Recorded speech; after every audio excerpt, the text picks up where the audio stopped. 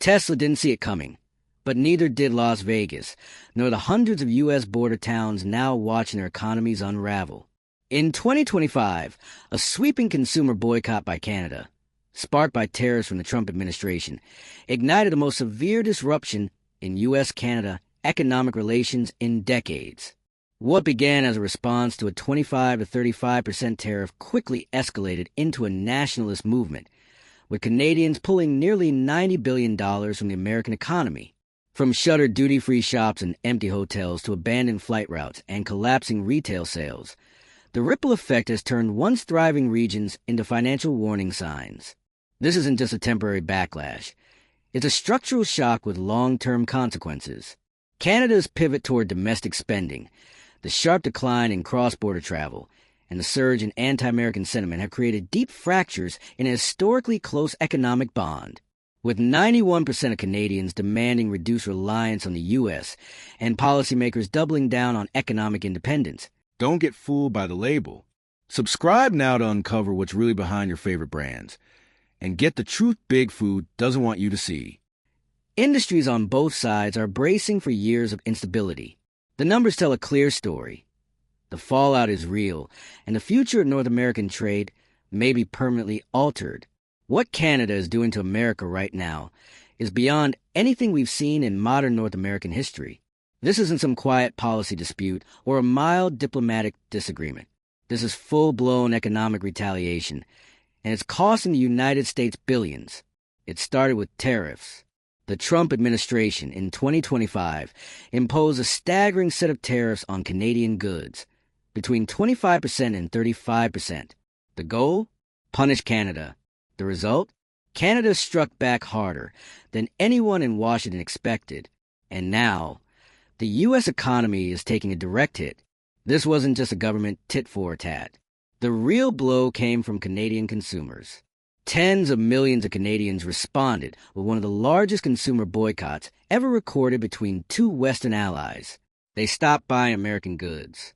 They canceled travel to the U.S. They turned their backs on U.S. restaurants, brands, airlines, hotels, food exports, everything. The response wasn't just symbolic. It was surgical. The numbers are brutal. The U.S. economy has already lost over $90 billion from this boycott. That's not a typo. That's not speculation. That's a concrete figure. About 0.3% of America's entire GDP. And that number is still climbing. Airlines slashed 320,000 seats between Canada and the U.S. as flight bookings collapsed by more than 70%. Some routes were pulled entirely. Businesses that relied on Canadian tourism, border towns, ski resorts, casinos, restaurants, are watching revenues vanish. Florida, California, Las Vegas, all bleeding income from missing Canadian travelers. And it's not just travel. Duty-free stores along the border, down between 40% and 80% in sales. Many of them are shutting down. Layoffs are stacking up. Family-owned businesses that relied on cross-border shopping for decades are now empty. Their customers? Staying home, not because they can't afford it, but because they refuse to support the U.S. economy while these tariffs stay in place. Then there's the retail sector. Grocery stores and malls in northern U.S. cities have taken a direct hit as Canadians cut American brands from their budgets, especially food exports. Canada is the second largest buyer of U.S. food products. Or rather, that demand has cratered. Companies like Tesla, once popular among affluent Canadians, are now seeing sales plummet north of the border. This movement isn't some fringe reaction. It's mainstream. 91% of Canadians now say they want their country to reduce its economic dependence on the U.S. That's a staggering number. For decades, Canadians viewed economic integration with the United States as inevitable, even beneficial. That consensus is dead. Tariffs flipped the switch. And now, the most pro-American consumer base outside the U.S. has turned away almost overnight. What's more, this movement is being amplified by the Canadian government itself. Federal and provincial officials launched national campaigns urging Canadians to support Canadian businesses. Billions of dollars that once flowed into the U.S. economy were redirected into local tourism, local agriculture, and Canadian manufacturing. In summer 2025 alone, Canadians spent $59 billion on domestic tourism. They didn't just cancel trips to the U.S., they reinvested those dollars back into their own country. This isn't a flash in the pan. Analysts say these effects could stretch out for years. Some are projecting long-term damage to U.S. GDP growth, possibly reducing it by up to 0.8% over the course of the year.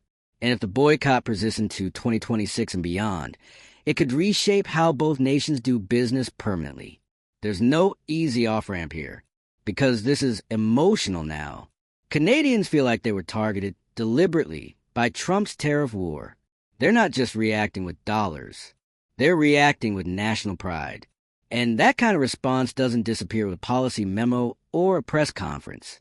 What's happening to American industries is just the beginning. The ripple effects are deep. Cross-border infrastructure, investment, logistics, all strained. Supply chains that ran seamlessly for decades are now being reevaluated. Canadian companies are actively looking to replace U.S. suppliers. They're sourcing from Europe. They're investing in homegrown production. They're taking Trump's tariffs as a message and responding with long-term economic separation. For decades, U.S.-Canada trade was held up as the gold standard of bilateral cooperation. But now, it's fragile. And Washington underestimated just how quickly that relationship could break down. Canada isn't bluffing. They've shown the world how quickly a public can mobilize when pride, sovereignty, and economic pain intersect. What happened in 2025 has exposed the fragility of globalization.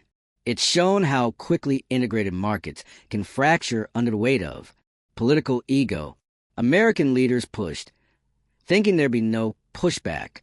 What they got was a tidal wave of economic nationalism. And here's the real danger. This boycott may not go away, even if the tariffs are lifted. Once consumer habits change, once loyalties shift, once supply chains are rebuilt, there's no guarantee they'll snap back. This isn't just a boycott. It's a realignment. U.S. businesses, especially those near the border, are panicking. Hotels, airports, restaurants, malls, manufacturers, even major tech firms are seeing lost revenue and lost trust. But it's more than just the private sector. Local governments that relied on Canadian tourism dollars are seeing their budgets collapse. Towns that depended on weekend cross-border traffic are shutting down services. This is real pain, and it's not being talked about enough. The United States built a trade empire, assuming allies would always stay quiet. Canada just proved that's not true. They showed the world how to fight back economically, without firing a shot, and it worked. They took Trump's tariffs and answered with consumer uprising so massive it wiped out tens of billions of U.S. dollars. Now the question is, what comes next? Will the U.S. government acknowledge the damage? Will they roll back the tariffs? Or will pride win out over pragmatism? Because if Washington doesn't move, this boycott isn't going anywhere. And every month it continues, the U.S. loses more market share, more jobs, more allies. Canadian nationalism has found a new gear, and it's not going to disappear overnight. The shift in public sentiment is historic. It's changed how Canadians view their place in North America. They're not just a quieter neighbor anymore. They're a country choosing sovereignty over submission, choosing local over imported, choosing themselves. And let's be clear, this isn't isolationism.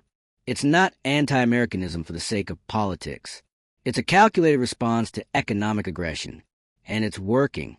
This moment marks a turning point, a redrawing of economic boundaries in North America, a warning to leaders that policy has consequences, real ones, that national pride and purchasing power are more powerful than any tariff chart or diplomatic handshake. We're witnessing a reset, and no one in Washington seems ready for it. If this breakdown gave you clarity, hit like. If you've seen the impact of this boycott in your own business, town, or border region, leave a comment. Let us know what's happening on the ground. Share this video so more people can see just how deep this goes. And subscribe to stay updated, because this story is far from over. Canada's economic retaliation against the United States has gone beyond symbolic defiance. This isn't just a moment of tension between neighbors. It's a full-scale rejection of American economic dominance, with the consequences playing out across every sector. And yet, American leadership continues to act like this is just a phase. But it's not. This boycott, this national shift in behavior, identity, and spending isn't slowing down. It's accelerating. And it's spreading far beyond just travel and shopping. The cultural break is real. The political unity behind it is fierce. And the long-term damage? It's already being written into budgets, contracts, and trade forecasts for the rest of the decade. When 91% of Canadians say they want independence from American economic dependency, that's not a small opinion shift. That's a generational pivot. A country that was once deeply tied to American media, American products, American travel, and American investment is pulling back all at once. And they're doing it with discipline, not just emotion. American industries have underestimated just how effective a motivated Canadian consumer base can be. The auto industry, getting hit. Tesla in particular is taking major losses as once loyal Canadian buyers ditch American-made EVs for European and Asian alternatives, or simply wait for domestic options. Agricultural exporters, seeing billions evaporate in lost food orders as Canadian stores and shoppers increasingly reject American products. Airlines, bleeding routes, canceling flights, cutting staff. And the most devastating part? These aren't losses that can be easily recovered. Because Canada's boycott isn't just subtracting dollars from U.S. companies. It's redirecting them. Every U.S. dollar lost is becoming a Canadian dollar gained. Restaurants, resorts, grocers, farmers, and airlines inside Canada are seeing historic boosts, fueled by redirected consumer spending and government campaigns to promote local industries. This shift has been coordinated, not just socially, but politically. Canadian leaders seized the moment. They didn't beg the U.S. for mercy. They didn't engage in petty back and forth. They mobilized. They backed Canadian producers. They launched patriotic campaigns. They told their citizens, we're not going to let America treat us like a bargaining chip. And Canadians responded. The $59 billion in domestic tourism revenue generated in just one summer tells a story. Canadians didn't just cancel their Florida trips and Vegas vacations. They reinvested those funds into their own economy. They turned away from American convenience and toward national purpose. It's not just an economic act. It's a cultural movement. The country has tapped into something deeper than dollars, and it's having a psychological impact on the United States. Businesses that took Canadian dollars for granted are suddenly asking how they'll survive without them. Border towns that depended on weekend shoppers are watching storefronts go dark. Tourism boards in American states are begging Canadians to return, offering deals, discounts, anything to patch the bleeding. But it's not working, because it was never about cost. It was about respect. Trump's tariffs triggered this, but the resentment behind it didn't start in 2025. It's been building. Years of trade pressure, diplomatic condescension, and economic power plays laid the groundwork. The tariffs just lit the fuse. And now, the backlash is more potent than anyone in Washington seems willing to admit. This is a realignment, not a negotiation. The idea that North America's two biggest trading partners will simply snap back into a cozy status quo is outdated and delusional. Canada is rethinking its role. It's reconsidering its partners. It's putting distance between itself and an America it no longer trusts. And the U.S.? It's staggering around, acting like this is some temporary inconvenience. Like Canadian nationalism is a PR problem, not a structural crisis. But the numbers don't lie. When a country turns away from the largest economy in the world and gains in domestic growth, that's a warning signal flashing in red. American media isn't paying enough attention to the scope of the loss. They cover the tariffs. They mention the boycott. But they don't talk about what it means when a stable, peaceful, first world ally decides to cut you off. Not because of war, not because of sanctions, but because you treated them like they didn't matter. And now it's not just the private sector reacting. Financial analysts, think tanks, and longtime trade experts are warning of deeper consequences. A possible long-term reduction in GDP, strained trade negotiations, unwinding of integrated supply chains. Once close allies now drifting toward transactional, arm's-length relationships. This is no longer about just the U.S. and Canada. Other countries are watching. They see what happens when an ally is pushed too far. And they see what happens when consumers push back harder than governments.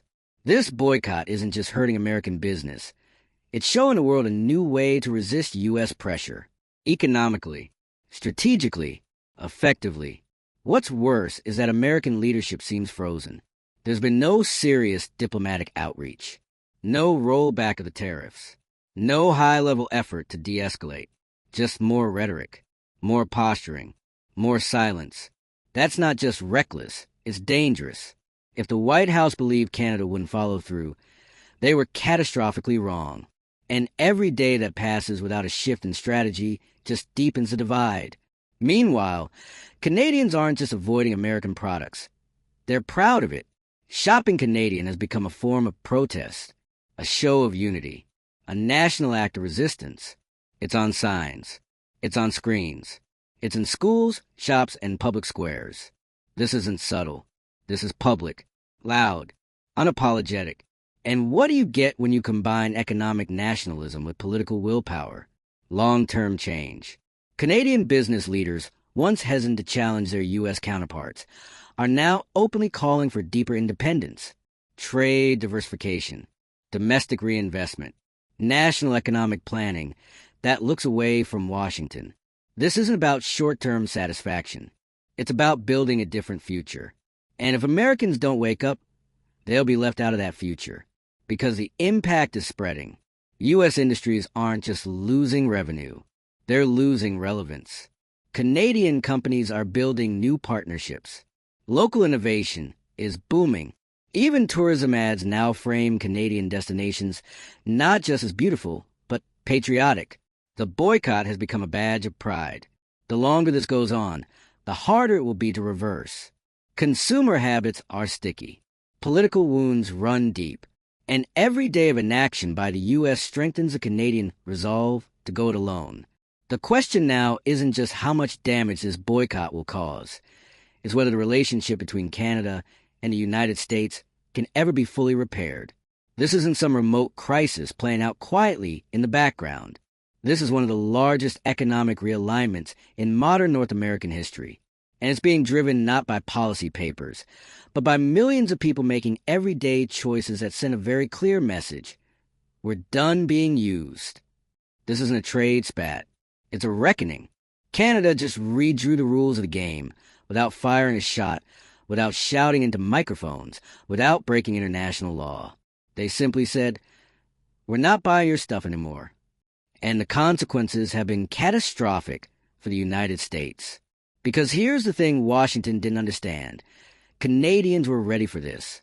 They were already frustrated, already tired of being treated like a junior partner in their own continent. So when Trump slapped a 25 to 35% tariff on Canadian goods in 2025, that wasn't seen as policy. It was seen as an insult, a direct attack on their economy, their workers, their dignity. And they responded with precision. They didn't wait for Ottawa to tell them what to do. They stopped shopping American, stopped crossing the border, stopped booking flights. And that collective action, one shopping cart at a time, smashed a $90 billion hole in the U.S. economy. You don't bounce back from that easily. The U.S. didn't just lose revenue. It lost trust. Trust from a neighbor that has stood beside America through thick and thin. A country that fought shoulder to shoulder with the U.S. in every major conflict of the last century. A partner in defense, in intelligence, in trade. And now, that relationship is strained to the breaking point. Look at the numbers. A 23% drop in border crossings in just 7 months. Do you know how much that affects small towns along the U.S. side? Restaurants closing early. Hotels operating at half capacity. Gas stations laying off staff. Malls half empty. And it's not a tourism slump, it's deliberate. Canadians are choosing not to come. Duty-free stores? Down 40 to 80% in sales. Many family-run businesses are gone, wiped out by a boycott that shows no signs of slowing. This movement is rooted in something far deeper than consumer behavior. It's about sovereignty. It's about respect. Canadians felt like their country was being used squeezed for trade leverage, dragged through American culture wars, then hit with punitive tariffs. And they decided they'd had enough. That's why you're seeing this groundswell of support for domestic industry. Why $59 billion stayed inside Canada this summer instead of flowing south. That's not just shopping local. That's national strategy. That's economic defiance dressed up as summer vacation. And it worked. The U.S. lost market share, lost influence, and lost the benefit of the doubt. And now, experts are warning that this could reshape trade for years. A potential long-term reduction in GDP growth. Structural changes in cross-border logistics. Canadian companies realigning their supply chains away from American vendors. That's not temporary friction. That's permanent damage. And let's not forget, Canada was America's second-largest trading partner. A pillar of economic reliability. That pillar just cracked, and Washington didn't even flinch. There's been no high-level diplomatic repair. No rollback of the tariffs. No public acknowledgement of the fallout. Just silence. As if $90 billion loss and a historic boycott can be ignored. And maybe the White House thinks the Canadian public will get bored. That it'll all blow over when emotions cool. But that's not how this works. Because this isn't just a movement. It's a mindset now. Canadian media, politicians, and businesses are united around a single idea. Economic independence. Not total isolation, but less reliance on a partner that treats them like collateral damage. And the longer the U.S. refuses to engage, the stronger that idea becomes. You're seeing it in policy, in investment decisions, in school curriculums, in marketing campaigns. Buy Canadian isn't a slogan, it's a lifestyle. And now it's backed by the kind of unified national resolve that countries rarely achieve. Meanwhile, American firms are scrambling. Grocers, distributors, and exporters are seeing contracts dry up. Tourism boards are throwing money at advertising campaigns, trying to beg Canadians to come back. Airlines are cutting routes. Tech companies are issuing profit warnings. It's a financial hemorrhage. And still, no policy change. No reset. Just more tariffs, more defiance, more economic pain. This boycott, whether Washington admits it or not, is the most effective economic counterstrike the United States has faced in decades. And it didn't come from a rival superpower. It came from its closest friend. So, where do we go from here? It depends. If leadership in Washington wakes up, rolls back the tariffs, and re-engages diplomatically, maybe the damage can be slowed. Not undone, but slowed. But if this posture of indifference continues, the fracture could deepen into a long-term geopolitical split. Because at a certain point, this stops being about tariffs. It starts being about identity. And Canada, for the first time in a long time, is building one that doesn't center around the United States. If this hit you hard, hit that like button. Share it with someone who still thinks Canada is just a quiet neighbor. Drop a comment, especially if you're seeing this impact in your community. And subscribe to stay connected. Because what's happening right now, it's going to reshape the future of North America.